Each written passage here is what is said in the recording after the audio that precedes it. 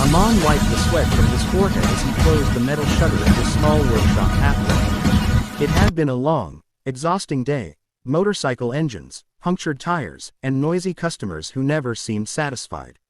His back ached, and all he wanted was to go home, shower, and sleep. The evening sky was dimming into a warm shade of amber as the last birds circled overhead. Just as he reached for the lock, he heard a faint, uneven scraping sound behind him. KRR, KRR, KRR. It wasn't the typical rumble of a bike or car. It was softer, slower, almost like someone dragging something heavy.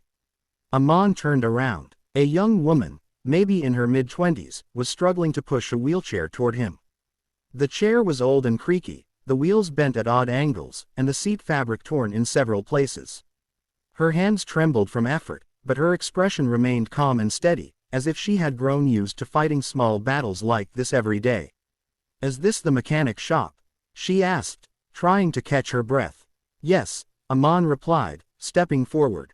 "Let me help you." He gently steadied the wheelchair so it wouldn't tilt again. She gave a shy smile. I'm sorry to bother you this late. My name is Hania. This wheelchair, it keeps getting stuck. I've taken it to other places but no one seems to know how to fix it properly." Aman crouched beside the wheel, inspecting the damage. The left wheel barely moved, the bearings were worn out, and someone had forced the wrong-sized bolts into the frame. It wasn't a simple fix. It was a miracle the chair still moved at all. Most mechanics would refuse. Too much work, not enough profit. But Aman looked at Hania, her tired eyes, her quiet strength, and something inside him softened. "You didn't bother me," he said. "Sit here. I'll take a proper look." She hesitated. "Are you sure? People usually say it's not worth repairing." Aman smiled faintly. "Every machine can be repaired. And every person deserves to move freely." Her eyes glistened. Not with tears yet, but with the relief of being heard. She nodded and carefully transferred herself to a wooden stool while Aman rolled the wheelchair into his workshop. For the first time that day, he forgot his exhaustion.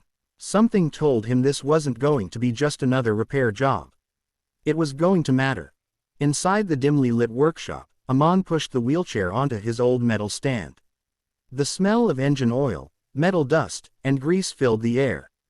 Hania watched silently from the wooden stool, her fingers tracing the chipped edge of the seat as if she were afraid to hope too much. Aman grabbed his tools and began the inspection with focus and care. He turned the wheel slowly, listening to the grinding sound. "Whoever repaired this before didn't understand wheel mechanics," he muttered. "They forced the wrong bolt in, and now the axle is bent." Hania lowered her gaze. "I know. They always rush. Or they say it's too complicated. Sometimes they charge me too much, and still the chair breaks again." Her voice was soft but held years of disappointment. Aman paused, looking up at her. "How long have you had this wheelchair?"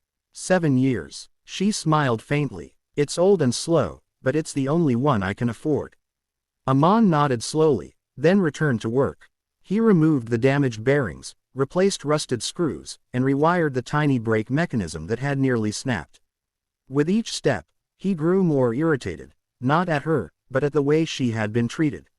No one deserves to depend on something so fragile. As he worked, Hania spoke again, almost hesitantly. "I used to walk. Not far, but enough to feel free. But after my accident, the doctors said I should use a wheelchair permanently." Her fingers tightened slightly. "It took me years to accept it. And now when this breaks, I feel trapped all over again." Aman's hands slowed for a moment. "You're not trapped," he said quietly. "You just need something reliable. Something made for you." She looked at him with gentle surprise. "You sound like someone who's fixed more than just engines." He chuckled softly. "I've repaired everything except my own life." It was a small joke, yet it made her smile genuinely, a smile that warmed the cold corners of the workshop. After nearly an hour, Aman tested the wheel, spinning it freely. It moved smoother than before, but he didn't stop. He checked the seat support, tightened the brakes, adjusted the frame height, and even cleaned the armrest padding. Hania watched him with growing admiration. No mechanic had ever taken this much care. "You're doing more than I expected," she whispered. Aman looked up with a gentle seriousness. "You deserve better than just enough. And for the first time, she truly believed him. Aman wiped his hands on a rag and stepped back, surveying the wheelchair. It no longer creaked or wobbled like a broken old relic. The wheels turned smoothly, the brakes worked perfectly, and every joint seemed stronger than before. But he wasn't finished. He had an idea, something beyond a simple repair. "Can I try it?" Hania asked hesitantly, sensing that this was more than just maintenance. "Of course," Aman said, smiling softly. "Just be careful." She slowly lowered herself onto the chair. The moment she shifted her weight, Aman activated a small lever hidden under the armrest. The footrests adjusted automatically, aligning perfectly with her legs.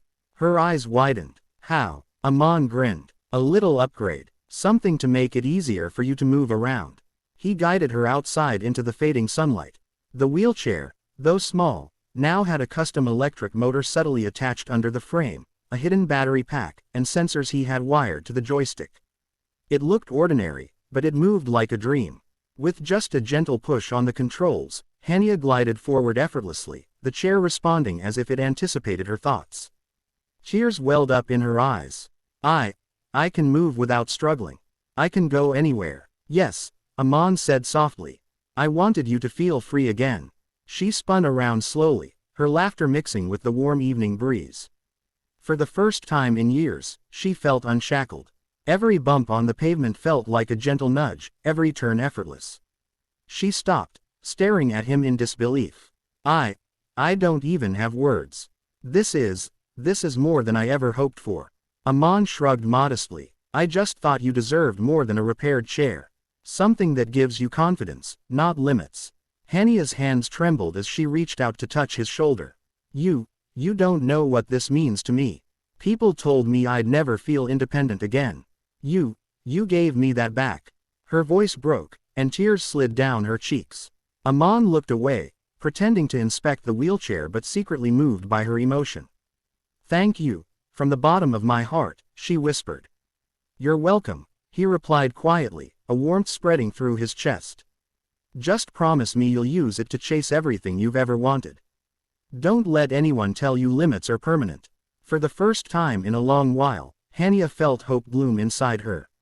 The wheelchair was no longer a symbol of restriction, it was a key to her independence. And it was all because one mechanic had refused to treat her as just another job. The evening had deepened into night, and the first stars began to glimmer in the sky. Hania wheeled herself down the quiet street outside Aman's workshop, her movements smooth and effortless. Every turn, every gentle acceleration of the wheelchair made her laugh aloud, the sound full of disbelief and pure joy. She had never experienced this kind of freedom, not since the accident that had confined her to the old, faulty chair years ago. Aman watched her from the doorway, arms folded, a small, satisfied smile on his face. He had expected gratitude, maybe a few tears, but seeing her move so easily, so confidently, was far beyond what he had imagined. "I can go anywhere," Hania exclaimed, spinning in circles like a child on a playground swing. I can climb the ramp at the corner without struggling. I can even glide over the cobblestones." Aman chuckled softly. "I told you, you deserve more than just a repaired chair." Hania came to a gentle stop in front of him, tears streaming freely now. She lowered herself to her knees in front of the wheelchair, running her hands over the sleek new frame. "It's beautiful. It's like it knows me, like it understands what I need. I can't believe this is real." "You earned it," Aman said quietly, stepping closer. "All I did was build it. You've carried the weight for years. You deserve to feel free."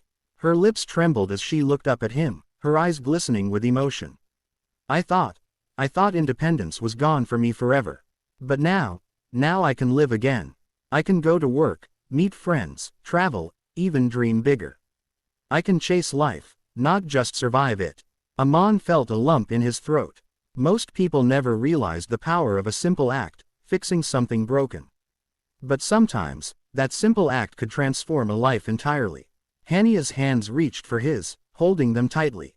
"You don't know what you've done for me. You've given me hope, freedom, dignity. I'll never forget this. I'll never forget you." Aman smiled, his eyes misty. "Just promise me one thing. Promise me you'll use this to live fully.